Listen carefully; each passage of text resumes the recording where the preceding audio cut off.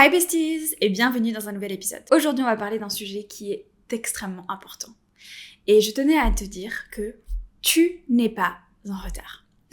Combien de fois j'ai entendu dans ma vie, oui, moi je veux acheter une maison, être mariée, avoir un travail, avoir investi tant, etc. avant mes 30 ans. Combien de fois j'ai entendu des potes qui ont changé d'études, qui se sont réorientés, etc. qui disent, ouais, mais je suis en retard, tous les gens qui sont dans ma promo, etc. ils sont beaucoup plus jeunes. Ouais, mais moi je suis partie à l'étranger, j'ai voyagé, j'ai travaillé et j'ai l'impression d'être en retard parce que tous les gens qui ont mon âge, ils ont déjà acheté une maison, ils commencent à avoir des enfants, etc. Bref, laisse-moi te dire une chose. Tu n'es pas en retard. Et ce sentiment, il faut vraiment l'enlever. Parce que je sais qu'il est extrêmement présent et particulièrement avec les réseaux sociaux. Pourquoi ? Parce que sur les réseaux sociaux, tu vas montrer tes accomplissements. Tu vas pas montrer, genre, toi qui galères ou toi qui te réorientes ou voilà. Même si on est de plus en plus en mode reality, etc. La plupart du temps, ce que tu vas partager, et c'est normal d'avoir envie de partager, ça va être tes réussites. Et donc, lorsqu'on regarde les réseaux sociaux, on a l'impression que tout le monde réussit. Alors, oui, c'est vrai, tout le monde réussit à sa manière, mais tout le monde réussit à des âges différents, dans des domaines différents, avec des objectifs différents et des visions de leur vie qui sont différentes. Et il faut absolument arrêter avec ce sentiment d'être en retard. Parce qu'en réalité, tu es en retard par rapport à quoi ? Imagine si tu avais tout qui était déjà fait, c'est-à-dire que tu avais tes enfants, tu étais marié, tu avais trouvé la personne de tes rêves, tu avais trouvé la maison de tes rêves, tu avais assez d'argent pour toute ta vie, tu avais le travail de tes rêves, machin, et que tu n'avais plus aucun projet pour le reste de ta vie. Désolée, mais entre 30 ans et à peu près 80 ans, 90 ans, il y a quand même beaucoup d'années, et si tu n'as aucun objectif et aucun but dans ta vie, la vie va être plutôt longue et pas très fun. C'est pour ça qu'on a tous des projets et que lorsque généralement on finit un projet, on a généralement un deuxième parce que ça va être ça notre moteur qui va faire qu'on va se lever, qui va faire qu'on va trouver la vie palpitante, excitante, etc. C'est parce qu'on a des projets, parce qu'on a des challenges, parce qu'il faut trouver le moyen de réaliser telle et telle chose. Donc vraiment, c'est très important d'enlever cela de ta tête. Tout simplement parce que ça va aussi impacter ta réalité. Si tu as l'impression d'être en retard, tu vas te sentir désespéré parce que c'est comme si tu avais loupé le coche et qu'il fallait que tu trouves quelque chose vite fait pour ne plus être en retard. Je te prends l'exemple de trouver l'homme ou la femme de ta vie, ton partenaire de vie. Si tu as la sensation d'être en retard, c'est-à-dire que peut-être toutes tes amies ont déjà trouvé l'homme ou la femme de leur vie, etc. Et que toi, tu ne l'as pas encore trouvé, tu vas avoir cette sensation d'être en retard. Déjà, qu'est-ce qu'on sait qu'elles ont trouvé l'homme ou la femme de leur vie ? Tu n'es pas dans leur couple, tu ne sais pas comment ça se passe. Déjà, première chose. Deuxième chose, si tu cultives ce sentiment en toi, que tu es en retard, tu vas être désespéré et donc tu vas tout simplement faire des choix désespérés. Tu vas aller sauter sur le premier venu qui ne te convient peut-être pas forcément, qui n'est peut-être pas forcément la bonne personne pour toi, parce que tu ne veux pas être seul, parce que tu ne veux pas peut-être finir seul, parce que tu ne veux pas être en retard, parce que tu ne veux pas avoir peut-être des enfants après tes amis, parce que tu ne veux peut-être pas te marier après tout le monde, etc.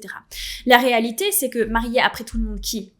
Après ton petit cercle d'amis, peut-être de 5 personnes, mais dans le monde entier, peut-être qu'il y a des endroits où la plupart des gens, dans certains pays, et je pense par exemple dans la majorité des pays européens, où les gens ils se marient pas avant 30 ans, mais plutôt après 30 ans, où ils ont des enfants plutôt après 30 ans. C'est plutôt les moyennes maintenant. Donc la réalité, c'est que tu n'es pas vraiment en retard et que c'est important de ne pas cultiver ça pour ne pas faire des choix désespérés. Parce que si tu veux vivre la meilleure des vies, être avec le meilleur partenaire, celui qui te convient le mieux, il faut avoir un certain discernement, il faut savoir prendre du recul, il faut savoir prendre des questions, il faut savoir prendre son temps tout simplement, construire une relation amoureuse où on se pose des questions, où on se questionne, construire un business où on prend son temps, on n'est pas dans le rush, etc. J'ai vu une vidéo qui disait que tel produit c'était le meilleur produit, donc je mets toutes mes économies, puis en fait ça marche pas, puis en fait du coup tu te sens pas bien parce que ton business il marche pas, etc. Ça c'est des choix désespérés, c'est-à-dire que tu vas prendre la première chose venue et tu vas agir et peut-être que tu vas pas prendre le recul nécessaire pour vérifier si ça te convient bien, pour vérifier si les informations qui te sont données sont les bonnes, etc. Que ce soit dans les relations avec les gens, que ce soit dans la création d'un business, que ce soit dans la réorientation professionnelle, dans un déménagement, etc. C'est important vraiment de ne pas cultiver ça en soi pour ne pas faire des choix désespérés. La chose suivante aussi qu'il faut que tu comprennes, c'est que nous avons tous notre timing. Il y a des choses qui vont arriver à certains moments dans notre vie et c'est pour une raison. C'est parce que on doit l'apprendre à ce moment-là. C'est parce que on a des leçons à tirer de cette situation. C'est parce que c'est le bon moment pour nous aussi. Parfois, si tu réfléchis, tu as forcément des gens qui ont fait des choses avant toi, mais aussi qui feront des choses après toi. C'est tout simplement parce qu'ils ont leur propre timing. Et je pense fondamentalement que ton timing est le meilleur pour toi. C'est-à-dire que si par exemple tu n'avais jamais rencontré une personne qui te convenait vraiment bien jusque-là et que tu la rencontres maintenant, c'est que tu dois la rencontrer maintenant. Si tu as créé un business et qu'il a arrêté de fonctionner, c'est tout simplement peut-être parce que une autre opportunité te conviendra mieux, que ce soit dans le salariat, dans l'entrepreneuriat, on s'en fiche. Mais c'est important de voir tout simplement que tout ce qui arrive dans ta vie n'est pas là pour te blâmer, n'est pas là pour te détruire, n'est pas là pour te flageller, etc. Tout ce qui arrive dans ta vie arrive pour toi, pour que tu évolues, pour que tu grandisses, pour que tu vois les opportunités, pour que tu te sentes mieux, pour que tu prennes les bonnes directions, etc. Et donc, faut voir les challenges de la vie plutôt comme quelque chose qui va te guider et comprendre que parfois tu vas découvrir certaines choses, avoir la sensation que tu découvres ça après tout le monde.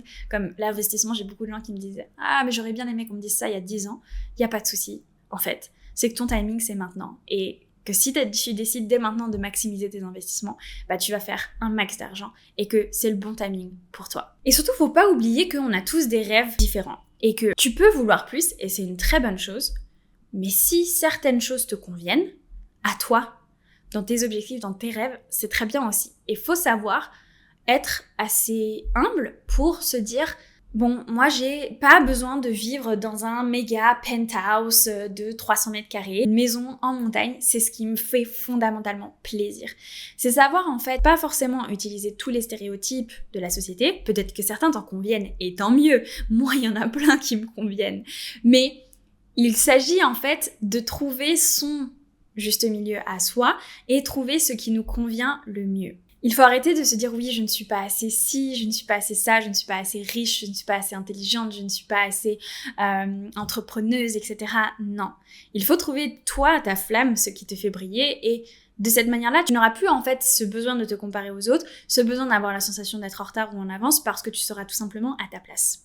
Donc, c'est vraiment déterminer quelle est ta place à toi, comment est-ce que tu te sens et de cette manière-là, en fait, il n'y a plus de comparaison qui va être faite avec les autres parce que c'est ton chemin, ta direction, là où tu te sens bien. Et c'est ça le plus important. C'est pas, oui, ce que les autres pensent, ce que les autres font, etc.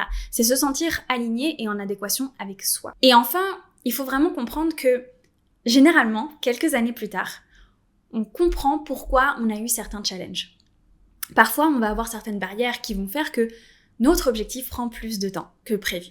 Et c'est assez souvent difficile sur le moment de comprendre réellement pourquoi on a ces barrières, pourquoi ça ne fonctionne pas. Je vous prends un exemple, quand j'ai créé ma marque, le premier mois, je vous ai dit, j'ai été sold out. J'ai relancé une production, bon déjà une production, ça prend du temps. Et il y avait énormément de problèmes avec les containers, donc pendant presque 2 à 3 mois pour être exact, je ne pouvais pas vendre tout simplement parce que je n'avais pas de produit. Et donc forcément, ça ralentissait mon business, ça ralentissait ma croissance. Je ne pouvais pas faire fonctionner mon business, je ne pouvais pas générer de l'argent à ce moment-là avec ce business-là parce que tout simplement, je n'avais pas mes bonnets. Et je pourrais blâmer le moment, je pourrais dire mais pourquoi il se passe ça, pourquoi est-ce que j'ai tout ça, etc. Non, ça ne sert à rien en fait de blâmer ce que tu ne peux pas contrôler. Et surtout, il s'agit de regarder, ok, qu'est-ce que cette situation t'apporte? Et moi, en l'occurrence, à ce moment-là, ça m'apportait plus de temps pour me concentrer sur mes réseaux sociaux que sur lesquels j'avais déjà commencé à créer du contenu, à m'améliorer, à me questionner, à me former. Et donc, en fait, c'est juste tout simplement se dire, ok, je ne peux pas contrôler cette situation, mais quel est l'aspect positif que je peux avoir là-dessus et comment est-ce que je peux prendre un certain recul pour justement tirer le maximum de cette situation.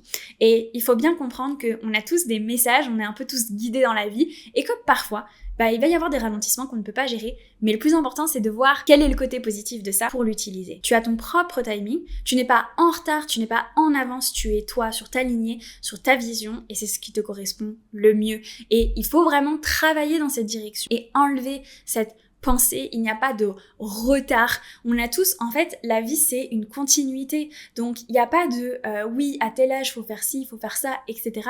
Non, il faut juste te concentrer sur ok, qu'est-ce qui est le mieux pour moi, qu'est-ce qui est ma priorité, qu'est-ce qui est important pour moi, etc.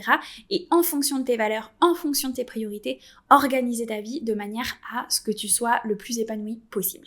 Voilà, j'espère que cet épisode, il vous aura plu. N'hésitez pas à mettre un petit 5 étoiles et à le partager à une personne que ça pourrait aider, ou tout simplement sur les réseaux sociaux parce que ça m'aide toujours énormément et ça me fait extrêmement plaisir.